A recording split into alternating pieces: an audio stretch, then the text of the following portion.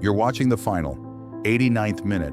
Your player steps up, the stadium goes silent, and something happens in your body before anything even happens on the screen. Your chest tightens, your breath gets shallow, you notice your hands are gripping something, maybe the edge of the couch, maybe your own shirt, maybe nothing at all, and you tell yourself it's just a game, it's just football, it's just 90 minutes, a ball, a goal, a result. But your body doesn't believe you. Your body is not reacting to a game, it's reacting to something much older, something that was there long before you ever watched your first match, something from before you had words for what you felt. Think about what happens when your team loses. Not the first hour, not the rational part of you that says, they played well, they'll try again next time, it happens. I mean the part that comes later, the quiet part. You lie in bed, and the replay is still running. The missed penalty, the open goal, the bad pass, the one decision that changed everything. One moment, one mistake, and somehow it feels personal. Not like you're disappointed, like you've been wounded. And this is where most people stop. They shame themselves. They say, why am I like this? Why do I care so much? Why can't I just move on? But psychology would ask a different question. Not, why are you overreacting? But, what did this reaction touch?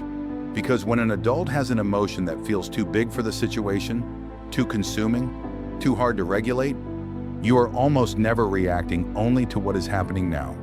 You are reacting to a pattern that was laid down years ago, sometimes decades ago, a pattern that was learned before you could explain it, before you could question it, before you could protect yourself from believing it. Let me show you what I mean. Picture a child, 6 years old, maybe 7. He comes home with a drawing. He's proud of it. Not because it is perfect, but because it is his. He runs to show his father. He expects a smile, a moment of warmth, a small sign that says, I see you. I like what came from you. You matter. But his father looks at it for half a second and says something about the colors being wrong. Or maybe he doesn't look at all. Too busy, too tired, too angry, too absent, too somewhere else. And the child does not think, my father is distracted, my mother is emotionally unavailable. They are carrying something that has nothing to do with me. A child cannot think that way. A child cannot afford to see the parent as unsafe or unavailable.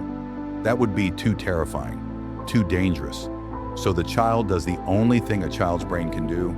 It makes itself the problem. If I had drawn better, he would have looked. If I had been quieter, she would have stayed calm. If I had performed better, they would have loved me more. And once a child believes this, it does not stay as a single thought.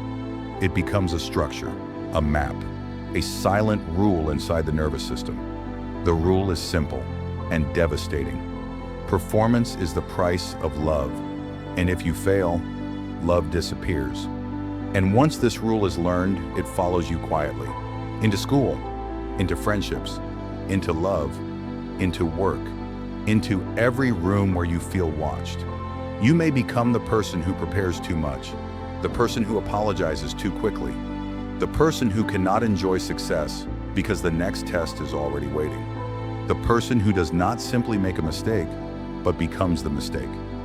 And years later, when a player stands alone in front of a goal, carrying the hopes of millions, something in your body recognizes the scene. Not because you are dramatic, but because you know what it feels like to believe that one moment can decide whether you are safe. Now fast forward. You are an adult.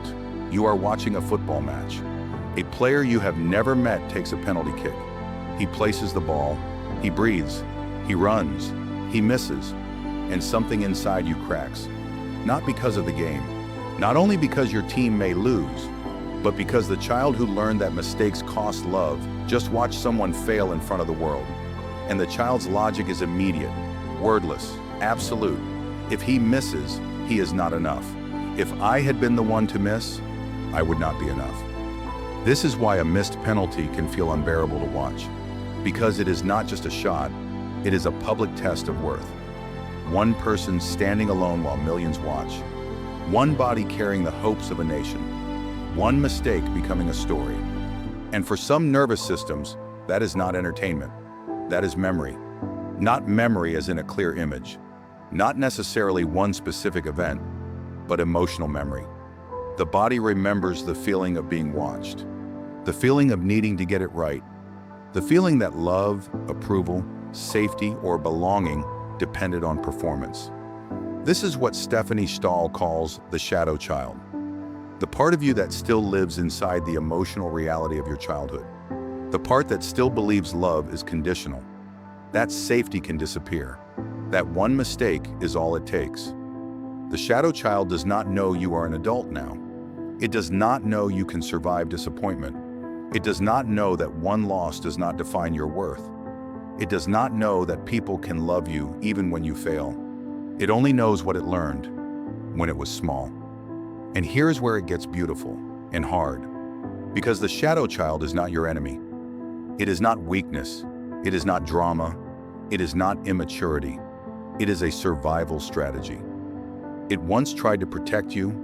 It learned to scan faces, to read the room, to perform, to anticipate disappointment before it happened, to stay perfect enough to avoid rejection. The problem is not that it exists. The problem is that it may still be holding the controls. When the penalty is about to be taken, the shadow child grabs the wheel. When the final whistle blows, it is the shadow child who cannot sleep. When people around you say, "Relax, it's just football," the adult part of you may agree, but the child inside does not. The adult knows it is a game. The child knows it is a test. And the child always believes the test determines whether love stays. This is also why winning can feel so powerful.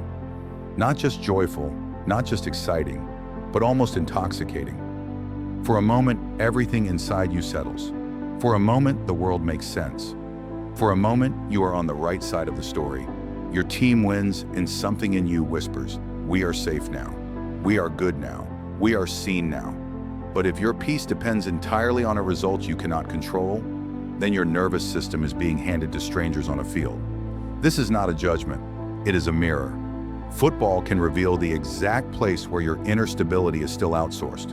To victory, to approval, to being chosen, to not failing, to not being humiliated, to not being the one who let everyone down. And this is where the Stoics become important. Epictetus said, "It is not things that disturb us. It is our judgments about things." He was not being cold. He was not saying emotions are wrong. He was not asking us to become stone. He was pointing at something precise. Between the event and your reaction, there is a space. The missed penalty is an event. The belief that the missed penalty means someone is worthless is a judgment. The loss is an event. The belief that the loss means hope is dangerous is a judgment. The mistake is an event. The belief that a mistake makes you unlovable, that is the old wound speaking. The Stoics train themselves to inhabit that space, not to suppress emotion, but to see it clearly, to pause long enough to ask, what actually happened? And what am I adding to it? What belongs to the game? And what belongs to my childhood? So when you watch the World Cup and feel yourself disappearing into the emotion, ask yourself, who is feeling this? The adult who understands it is football? Or the child who still believes mistakes are unforgivable? The adult may say, that was painful to watch. The child says, failure is dangerous.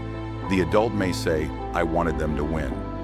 The child says, if we lose, something is wrong with us. The adult may say, that player must feel terrible.